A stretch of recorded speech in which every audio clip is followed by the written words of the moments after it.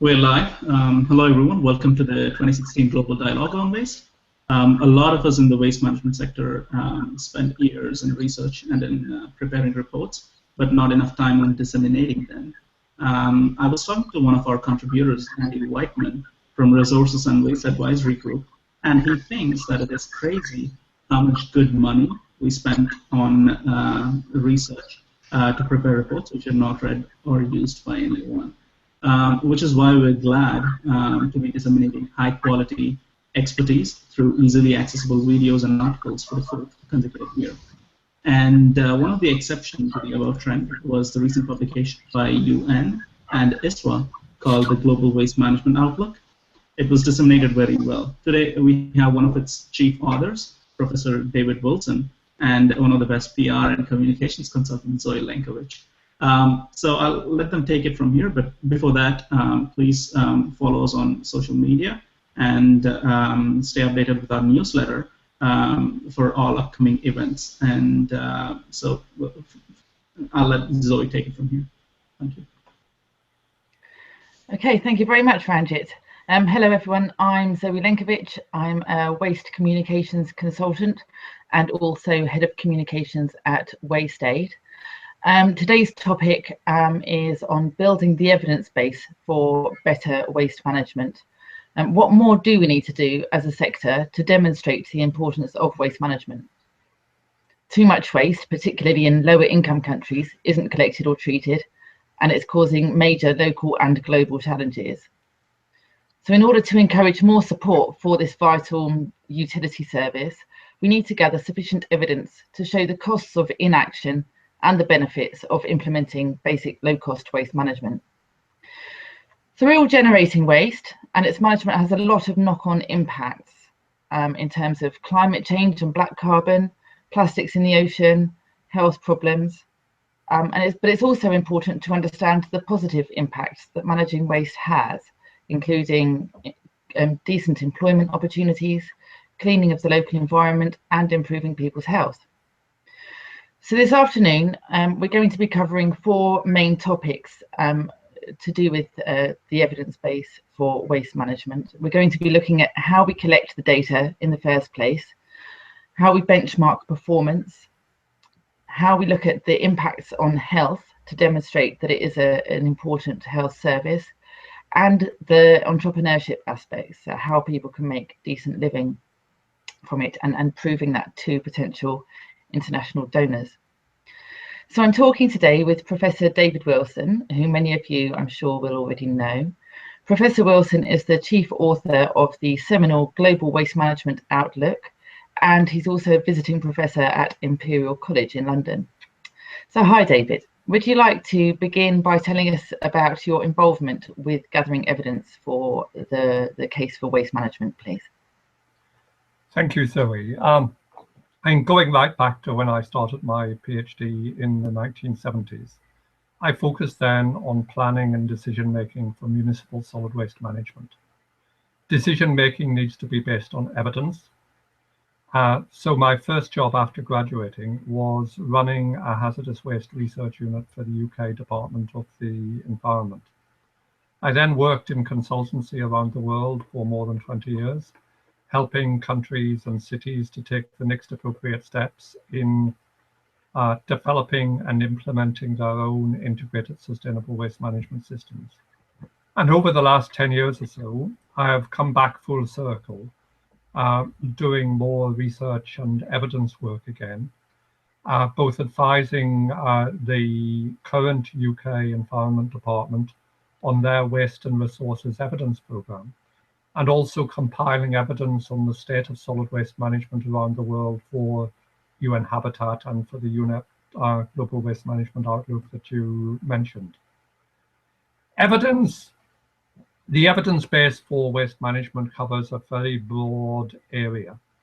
In the 40 years I've been involved, the high-income countries have moved from a baseline of uncontrolled disposal and open burning of most of their waste. They've gone through the environmentally sound management, and they're now moving on to transition from linear to circular economy. While in developing countries, many countries are still struggling just to collect the waste in the first place to protect public health and to eliminate open dumping and open burning. So as you've suggested, I think we should focus today on the evidence required to make the political case for prioritizing action on solid waste management, particularly in developing countries. Absolutely. Thank you, David, for the introduction. So yes, I mean, looking at waste in developing countries, I mean, it is a huge challenge. But just so that people can perhaps get an idea of the scale of the challenge, I mean, can you tell us how much waste does the world generate? And that's the first question we were asked in the GWMO, and it's surprisingly difficult to answer. First of all, there are no standard definitions. What each country means by municipal solid waste is completely different. So even within Europe, it's very difficult to match up the data. Secondly, there's a lack of measurement. In my country, in the UK, we only completed the task of ensuring that all wastes are weighed before they're treated or disposed of in 1993. And in many developing countries, wastes are still not weighed. So everything we're working with is estimates. And thirdly, there's an inconsistency in what is being measured. When we report municipal solid waste management, it is unclear whether we are talking about waste is generated by households and business, or is it waste is collected by the municipality, or is it waste is delivered to the disposal site. Now, it may seem esoteric, but there's a considerable difference there, because waste generated includes waste that people manage for themselves, if that be that while tipping or open burning, and waste collected. You're also not sure what happens to waste that is recycled. A lot of recycling is done in the home, feeding to animals, home composting, whatever, and also a lot of recycling is done by the informal sector. So to try to answer your question, our best estimate in the GWMO was about 2 billion tons per annum of municipal solid waste, or between 7 and 10 billion tons if you take a wider definition that includes commercial, industrial, and construction and demolition waste. So it's a lot. It is a big figure, isn't it? and I can understand the vast complexities in trying to gather reliable data on how much waste is generated in the first place, and then how much is actually collected and in turn treated. Now, in terms of other environmental fields, then, I mean, do other environmental fields have these challenges? How does data on waste compare with that for water or air quality, for example? Well, the simple answer is not so well. I mean, Yale University has been working for many years on an environmental protection index, the EPI, and it's now published every 2 years, and it's used for comparing the environmental performance of countries and for publishing a ranking list which makes the newspapers every time it's updated. For the EPI, they have identified 29 issues on which they need data, but the actual index is only based on 20, because for the other 9, they, and I quote, global data is still lacking. And the 9 that are missing, which aren't in the index, include all 3 that they identified for waste management: municipal solid waste generated, hazardous waste generated, and recycling rates. So basically, as far as the EPI is concerned, waste management doesn't exist because the data isn't good enough. One of my colleagues working on the UN Habitat project I mentioned, solid waste management in the world cities, Anne Scheinberg, one of her favorite sayings is there are 2 sorts of data in waste management. There is bad data, which is what we tend to have in Europe and North America and whatever, and there is worse data. And that's it. Sounds a bit like we're up the creek without a paddle by the sound of it, David. So, tell me, does does the lack of data really matter? Like, why do we need to have good, solid evidence? Well, we have introduced new Sustainable Development Goals a few months ago, and numbers of those relate to waste management. Monitoring the SDGs requires reliable and comparable data. And while they were in preparation, the UN Secretary General Ban Ki-moon set up an independent expert advisory group of the great and the good from the IT industry, looking at data in this area. And they titled their report "Data Revolution for Sustainable Development." And their opening paragraph, and I will quote that. It says, "Data are the lifeblood of decision making and the raw material for accountability. Without high quality data providing the right information on the right things at the right time, designing, monitoring, and evaluating effective policies becomes almost impossible." Or if you put it another way, statistics aims to convert raw data into useful information. We develop indicators, which helps to transform that information into knowledge and evidence. And we then use that knowledge and evidence to underpin policy and to make wise decisions. So yes. That's a good way of putting it, yeah. Okay, so going back to that last phrase that you gave us, that statistics convert raw data into useful information, and then indicators can transform that information into knowledge and evidence. Now, I think this is the stage that we're at with waste management, so that we can then move on, you know, in all these different parts of the world to developing good policies for waste management and making the right decisions. Now, you've been working on some indicators and waste-aware benchmarks, I think they're called, to compare waste management in cities, haven't you? Could you tell us a bit about that project, please? I mean, this goes back to early 2009, when a team of waste practitioners from all around the world was discussing our approach to the project I mentioned, UN Habitat's solid waste management in the world cities. Putting together good practice guidelines would have been relatively straightforward, but we decided to tackle head-on the underlying problem of the complete lack of comparative data to allow a city to benchmark its performance against similar cities elsewhere. Frankly, I think we were a bit nuts to tackle it. It was a much bigger issue than we realized, and it didn't get finished within the you know, while we were being paid to do that project. But a group of us carried on working for the next 6 years, and the waste-aware indicators come out of that. And the purpose is essentially to make the mayor and city officials aware of the waste problems, waste-aware within the city, and to highlight the strengths and weaknesses of a particular city's waste management system, and to focus attention on those areas where improvement is most needed. Okay, so yeah, it sounds like a large project to take on. How many people were in your team? Well, for the original UN Habitat work, we had 35 people working on the project. We initially we developed profiles and indicators for 20 cities, and in each city there was a team of between 3 and 8 people working on the city. And the final paper that we published last year, I think we got down to 12 authors.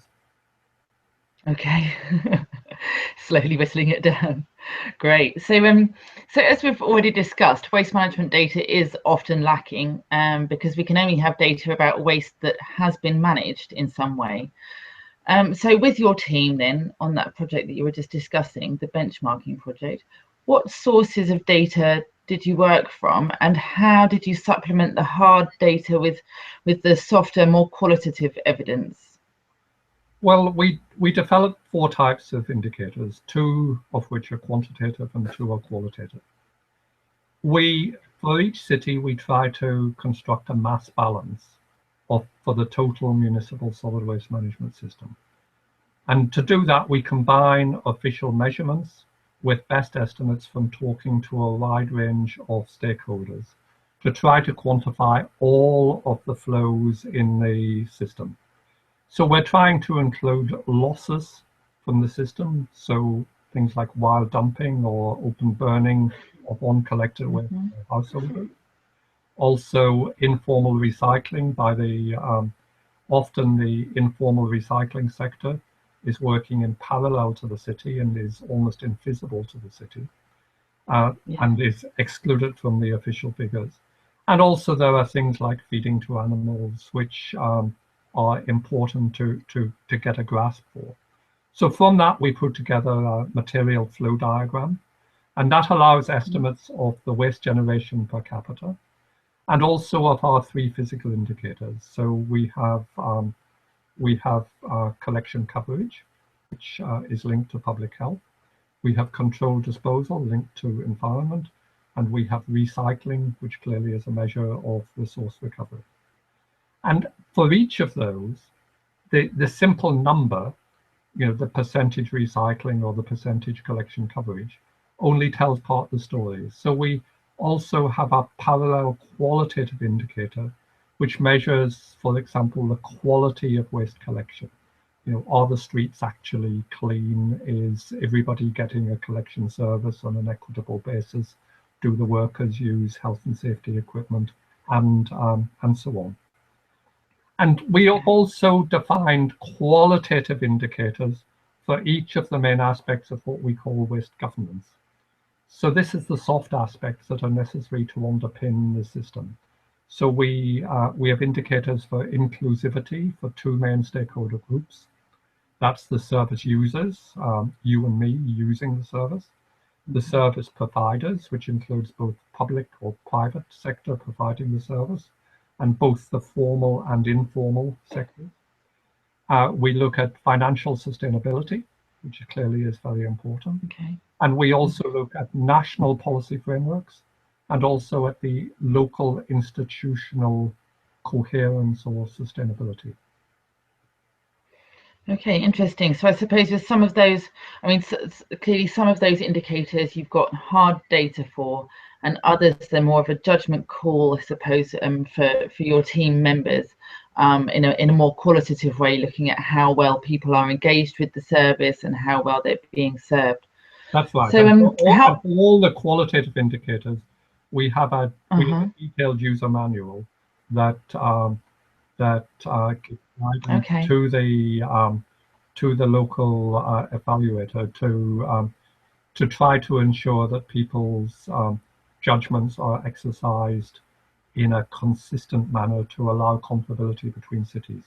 And one of the problems is that there is subjectivity there, and it requires a moderator to actually go through each set of indicators and check that they have been applied in a consistent way. And that's work.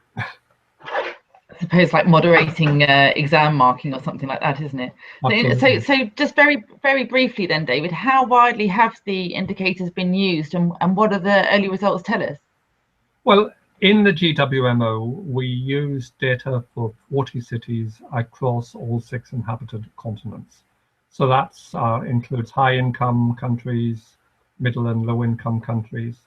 And since then, its use has been expanding rapidly, both between countries and also within countries to allow changes to be monitored. The early results for the main quantitative indicators do show substantial progress in the last 10 to 15 years. The World Bank tell us that the baseline for waste collection has been less than 50% collection in developing countries. Our results for the cities we have looked at are that there is already high collection coverage in many cities with income levels above about $2,500 per capita per annum. So there's a lot of progress, but equally there's still a lot to be done in the lowest income cities to meet the basic waste sustainable development goals, to extend collection to everyone, and to eliminate uncontrolled dumping and open burning.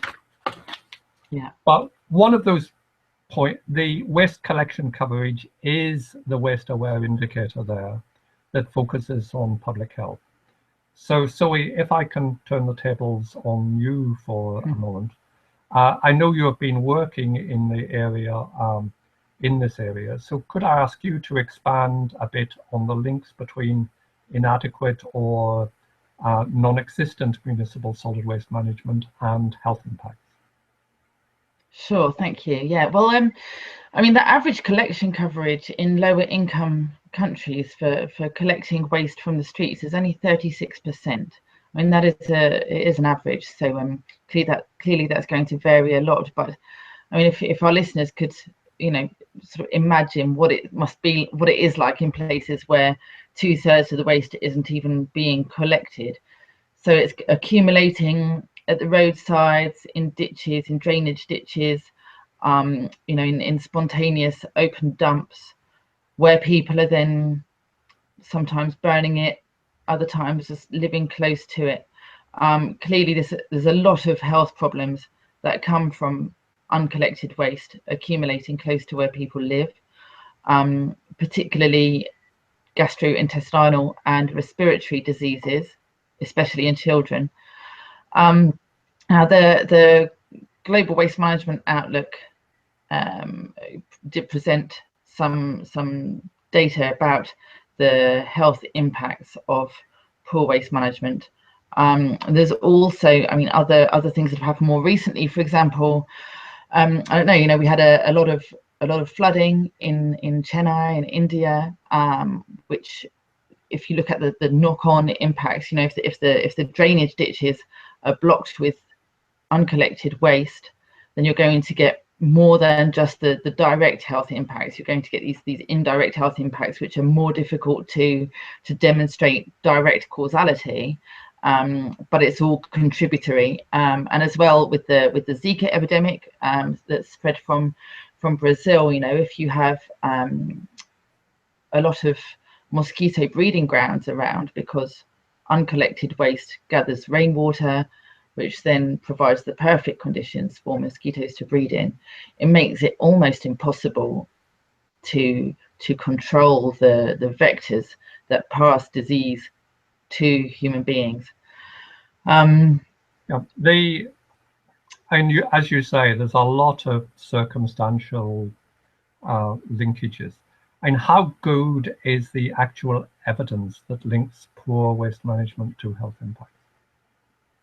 Well, that's a very good question, and this is really the challenge that we have in demonstrating the importance of waste management for improving people's health.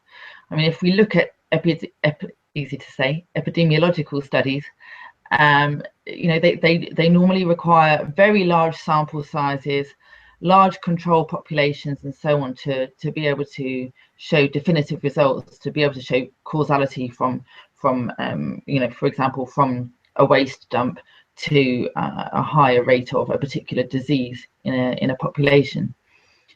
Compounding the complexities are that waste itself is a complex material. It contains many different hazardous and harmful substances, and those substances have a range of routes into the human body, whether it's through breathing or through ingestion or through the skin. So it's very difficult actually to, as with most suspected health problems, it's very difficult to tie it down to exactly one cause. But what's interesting is that in small island states, these places are of particular interest when studying the health impacts of uncontrolled waste, as they have defined boundaries, small populations, and so the other factors that affect the health of the population are more limited. So we can actually see causality when a small island state implements a decent waste management service, you can suddenly see rapid improvements in the health of the population. So in the Global Waste Management Outlook, people might be interested to have a look at the case studies there on the small island states, because it does show some quite clear evidence. Now, I mean, all of this has focused on establishing the link of an absence of waste management or poor waste management to health, but it's often not enough to convince politicians that waste management needs to be a priority. I think that the Global Waste Management Outlook asks you to go one step further and try to quantify the health impacts in monetary terms, David. So what did you find out with that?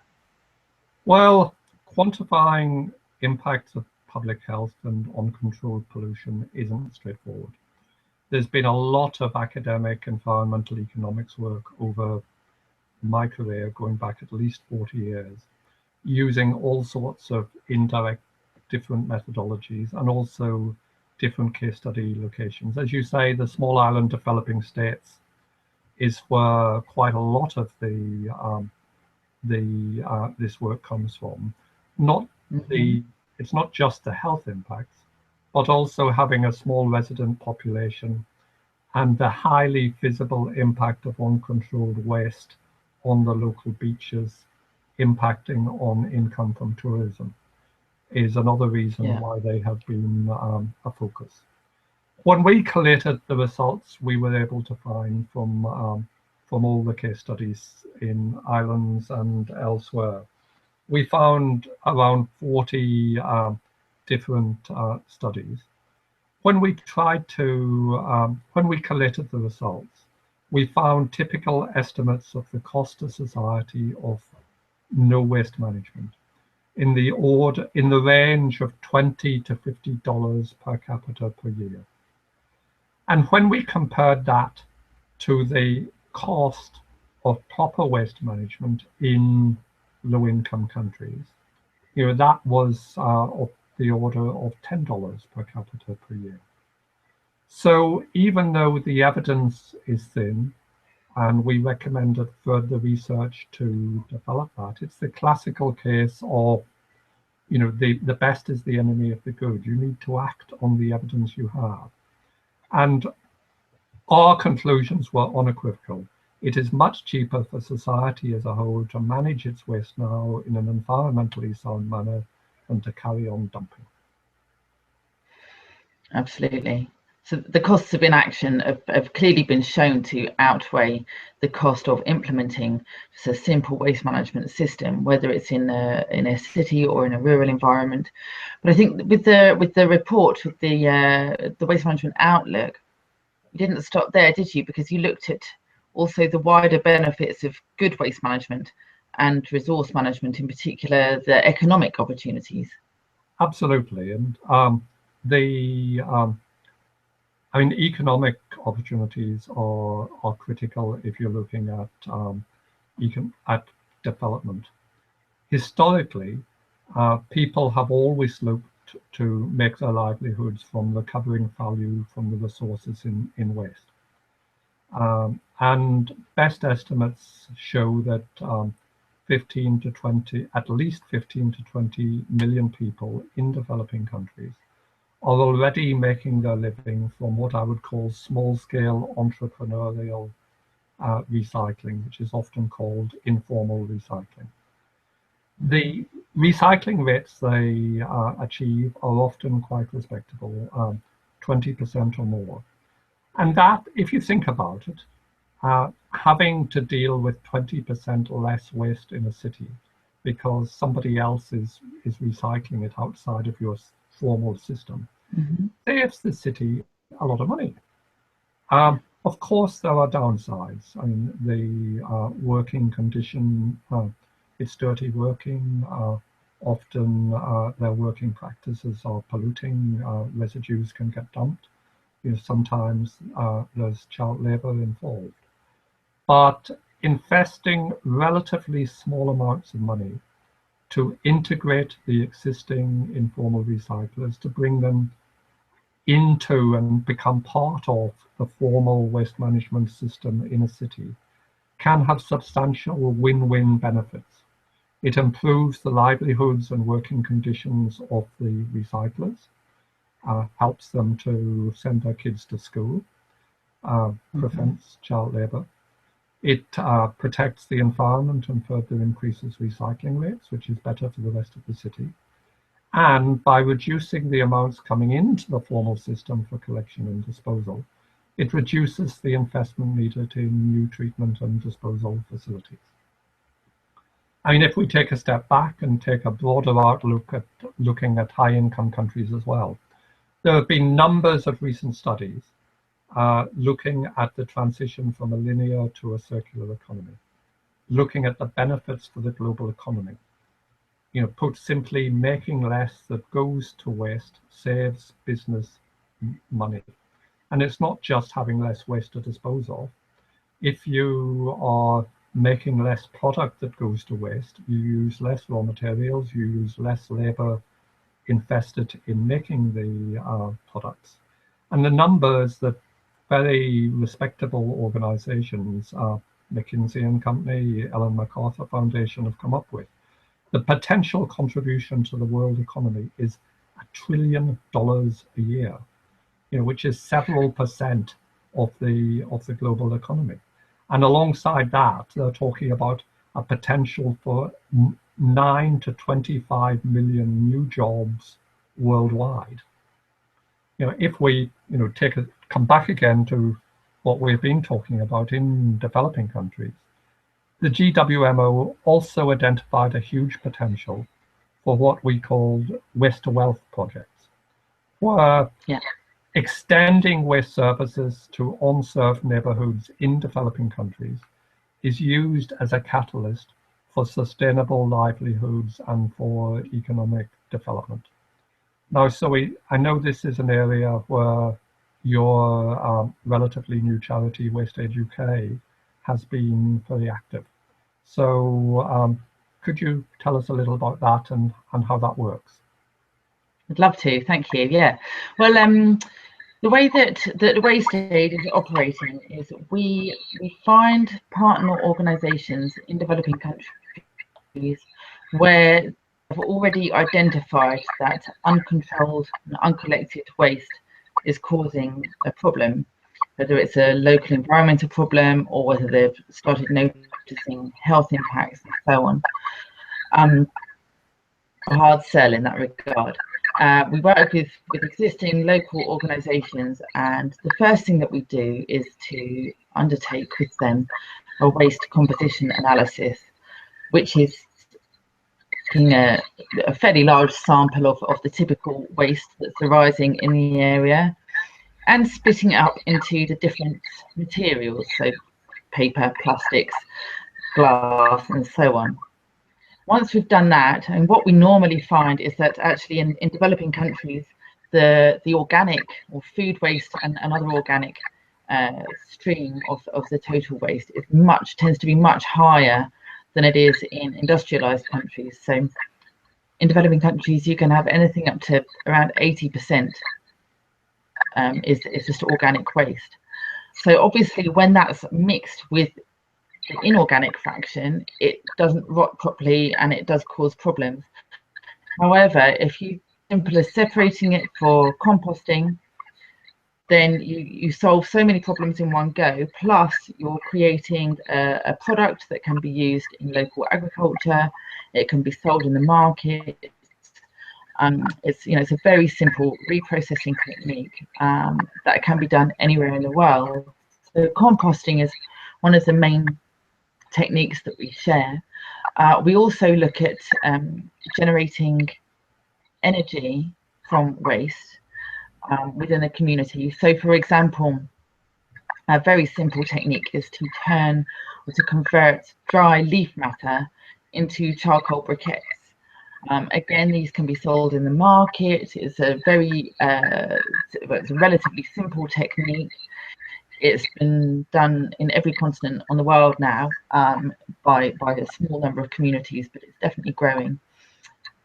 And what's particularly nice about the charcoal briquetting, I think, is that it solves the problem of cooking fuel. You know, if people are having to chop down trees from the forest, you know, deforestation brings with it so many other problems, including, you know, increased flood risk, loss of biodiversity, and so on. So it helps protect the forests. It gives people renewable fuel that's cleaner burning in their kitchens, and that they can make a decent livelihood from by selling in the market. And you can sell it slightly cheaper than you can charcoal make from raw timber. So that has proved very popular. That I'll share with you now is the conversion of plastic, sort of flexible plastics, into plastic paving tiles for flooring. So you can do that by heating a large sort of metal drum over a low fire, putting the plastic in so it melts, not burns, mixing it with sand, and then pouring it straight into molds where it sets very quickly, of course, because it's just plastic and sand. And again, these, you can make paving tiles, you can make them different shapes, you can sell those in the market, and the concrete tiles. And so it's kind of a, you know, we're always looking for these win-win scenarios where you're turning what was a waste and what was a problematic material in the local community into an opportunity, an economic opportunity, a way to improve people's health, and a way to clean up their local environment. So yeah, if anybody's interested in the work of WasteAid, I'd invite them to come and visit wasteaid.org.uk. You'll see there that Professor Wilson is in fact our patron, so thank you for the plug. I actually think our time's nearly up, David, so any closing remarks on this topic? Yeah, thank you, Zoe. We're focused today on just a few selected points where better evidence is required to underpin policy and decision making in solid waste management. And we've looked particularly at developing countries. I mean, really, all we've been able to do today is to scratch the surface.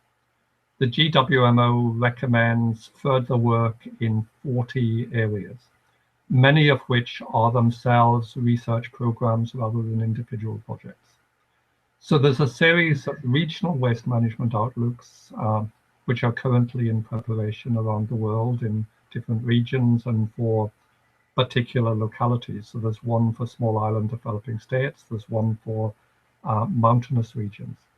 And these are addressing some of the points we've been making. As you would expect from what we've been saying, there's a lot in the recommendations on improving waste data, both in developing countries and in the global north. And that's part of the wider UN data revolution for sustainable development. There's also a group of recommendations on compiling evidence on what works well and what works less well under which circumstances, to put together good practice guidelines. And finally, there's a whole series of evidence gaps where research is still needed, including some of the things we've been talking about, the costs of inaction, the links of waste to health, and also of the linkages between waste and climate change. You know, some things there like methane are well documented, but other things like the indirect impacts of recycling or of waste reduction or black carbon linkages to climate change, there is still research to be done. So altogether, there is still much work to be done. There's plenty to go around for everyone. That's great, thanks, David. Yes, I think that you know, we clearly over the last few years we've gathered an awful lot of evidence, in no small part thanks to the work of yourself, David, and your team at your college and elsewhere around the world. And yes, there is a lot more evidence to gather. I think that it's important that we, as an industry, identify exactly what it is that the international donor community is looking for in terms of evidence, so that we can demonstrate that money, you know, aid money spent on waste is always worth it. You know, you came up with this figure of you know, it's sort of 5 to 10 times the cost of, you know, basically if you invest $1 in waste management, it's worth up to $5 to $10 in improved health and flood risk prevention and that sort of thing. So we really do need to start making our arguments as clear and succinct as possible to make sure that we can attract the funding for these projects, because they are very, very good value for money, all things considered. Also, considering the growing population of the world and the growing waste mountain, you know, many of the mega cities around the world are expected to double their waste generation by 2030 alone. So it's not long at all. The international community really needs to start recognising the importance of waste management and to start investing in it. So I think that, yeah, thank you for the discussion today. It's been very interesting. I think that we've quite clearly set out the need for better evidence of the value of waste management. I'd like to thank Ranjit and Swetha at Be Wastewise for organising the discussions. I believe that there are other discussions in this global dialogue on waste that do cover some of the other topics that we've touched on very briefly, including international aid for waste management and the informal sector and waste management in cities. So I'd encourage anybody that's interested in those other topics to have a look on the website and watch those videos. So I think that's it from us. Very much looking forward to the rest of the global dialogue on waste. And thank you, Ranjit. Thank you, Zoe, and thank you, Professor Wilson. Wonderful discussion there. So, just listening to all of this just reminded me of what I used to think about environmental and health issues. Whenever I used to think about them, I felt like they were like a woolen yarn. You could really start at any one point in the yarn, and then you can unravel the entire ball. It's like everything's connected. You could really start talking about waste and end up talking about mosquitoes and dengue and malaria. And on the other hand, you could start talking about flooding, and then you could end up talking about plastic. So it's very interrelated. And if you have, if you have the patience and time, you could really start anywhere and then, discuss a whole lot of issues. So with that, thank you very much, and for our listeners. So we've had a number of these panels as part of the 2016 Global Dialogue on Waste. Please check them all out. And we're also having 2 more panels coming up in the as part of the theme called The Future of Waste. And please follow them, and to stay updated, follow us on social media, and also subscribe to our newsletter. So with that, thank you very much, and have a good day, good evening, good night. Thanks a lot.